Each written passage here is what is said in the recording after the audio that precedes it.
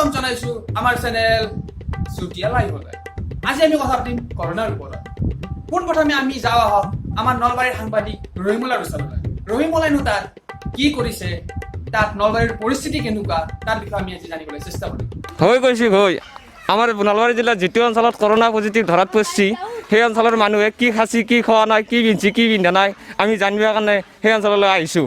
এতিয়া আহক মনে মনে যাওঁ। আচোন মিডিলৈ এহঁতে কি কৰে আমি চাই লওঁ। এহঁতে কি কৰে ইয়ালা? তই কি কৰিছে তই?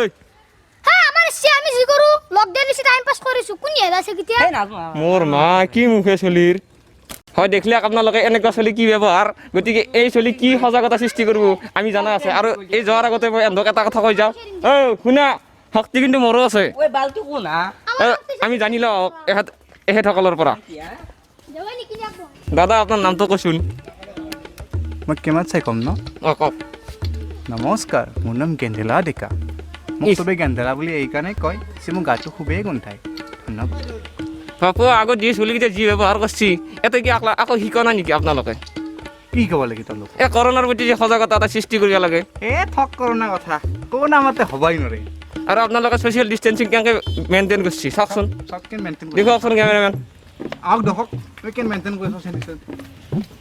এতিয়া 1 মিটাৰ বুলি নহয়, এওঁলোকে আধা মিটাৰৰ দূৰত্ব বৰ্তাই ৰখা নাই। ঠক আপোনাৰ কি সুধিব আছে এইটো কওক। এইবিলাক বাদ দিয়ক আপুনি।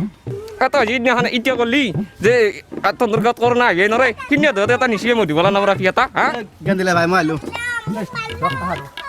কি কৈছে আপুনি একবাৰ কওক। এই দিনাখনে মধুবালা নামৰ ৰাফি এটা নিচি আৰু আপোনালোকৰ কাষৰ পৰাই নিচি।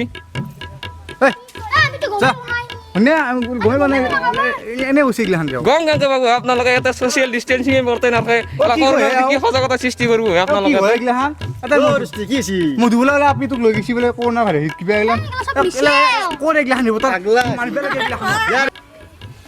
কত সঁচা নে কি দাদা? কি সঁচা নহয় এইদিনাখনে ওলছি আপোনালোকৰ গাঁৱত। আৰু ৰ'ব আপুনি যে ইমান উকালতি কৰিছে আপোনাৰ মধুবালা কি হয় হে? হয়তো কিবা কওকচোন আপোনাৰ কি হয়? মোৰ গাৰ্লফ্ৰেণ্ড কি কয় হে? সিদিনা 5 দিনতে লগ কৰিব গৈছে,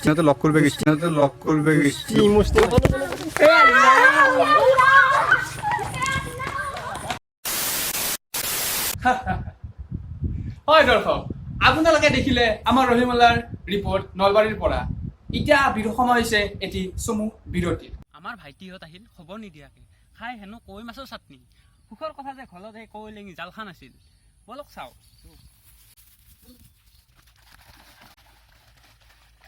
মাছ পাই গলো আধা ঘণ্টাতে। বিৰতিৰ পিছত পুনৰ স্বাগতম জনাইছো। দৰ্শক এতিয়া আমি যাওঁ আহক বিৰতিৰ পিছত পুনৰ স্বাগতম জনাইছো আমাৰ চেনেল চুটিয়া লাইভলৈ। হয়, এতিয়া আমি কথা পাতিম এজনী ফেমাছ টিকটকাৰ তথা এজনী মডেল যিয়ে তেওঁৰ ভিডিঅ'বোৰ জনপ্ৰিয় কৰি তুলিছে, যাৰ নাম পদুমী। আমি এতিয়া পদুমীৰ লগত কথা পাতো হওক তেওঁ লকডাউন সময়ত কি কৰিছে। 1 hour later.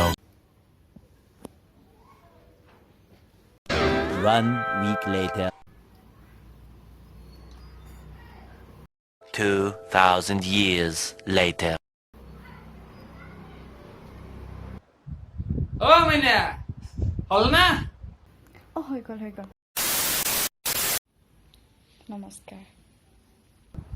হয় পদুমী, মই জানিব বিচাৰিম এইকেইদিন আপুনি ভিডিঅ'বোৰ কেনেকৈ প্ৰস্তুত কৰি আছে?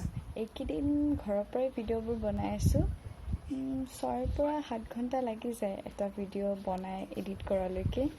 লকডাউনৰ পূৰ্বে আপোনাৰ কিবা অন্য প্লেন আছিল নেকি? গুৱাহাটীৰ বাহিৰত যোৱা কথা আছিলে, কিন্তু কৰোণাৰ কাৰণে যোৱা নহ'ল। একচুৱেলি কৰিঅ'গ্ৰাফাৰজনৰ কৰোণা হ'ল। কি কৰিঅ'গ্ৰাফাৰো আছে? ভিডিঅ'বোৰ বনাব লাগে যে, মিছা ক'লে কিডাল হ'ব। ৰিচেণ্টলি মই মেকআপ আৰ্টিষ্ট এজনকো ৰাখিছোঁ। কাদাই হৰেনে কাটে কৰিঅ'গ্ৰাফাৰো আছে বোলে ইয়াই। কাটে সচ্ছাৰ কি কৰি আছা তই এতিয়া? কি কৰি আছা? মানুহ লকডাউন যে ঘৰৰ পৰা ওলোৱা নাই, তই অৰ্জুনডাল ল'বা আহিছে হা?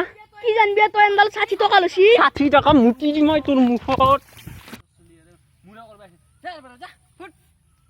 অৰ্জুনডাল হয় আপোনালোকক কৈছোঁ যদি আপোনালোকক এনেকুৱা হতাশাৰ চলি লাগে অপেক্ষা কৰক বৰষুণলৈ মানে বৃষ্টিপাতলৈ পুনৰ স্বাগতম জনাইছো বিৰতিৰ পিছত হয় এতিয়া আমি যাম এজন বিশিষ্ট ডক্টৰ মিষ্টাৰ বৰাৰ ওচৰলৈ নমস্কাৰ আচ্ছা ডক্টৰ বৰা কৰোনাৰ ওপৰত কথা কোৱাৰ আগতে আপুনি মোক এটা কথা কওকচোন এই কৰোনাৰ সময়ত এই ঢেকীয়া শাক বুটলিব যাব পাৰেনে নোৱাৰি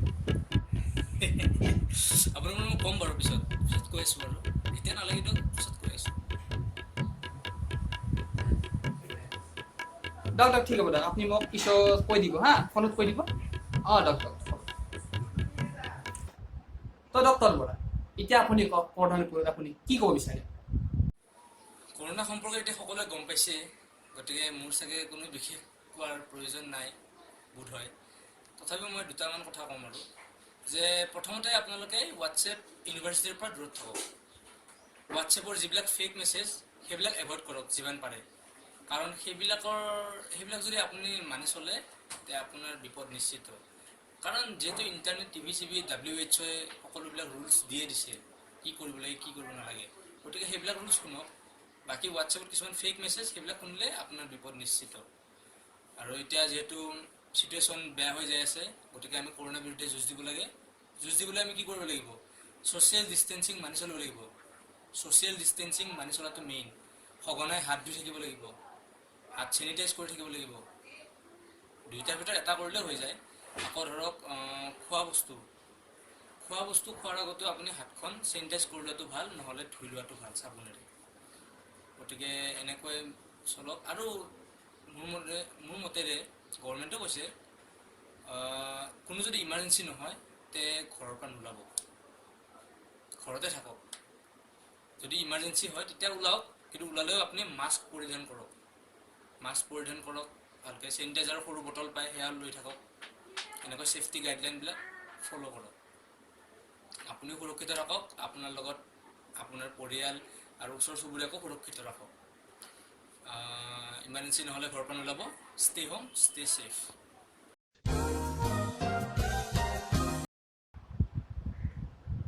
হেল্ল' জান কি কৰিছা মই মানে তোমাৰ বাবে এটি কবিতা লিখিছিলোঁ শ্ৰীকৃষ্ণৰ বাহিতি ভাল লাগে তোমাৰ হাঁহিতি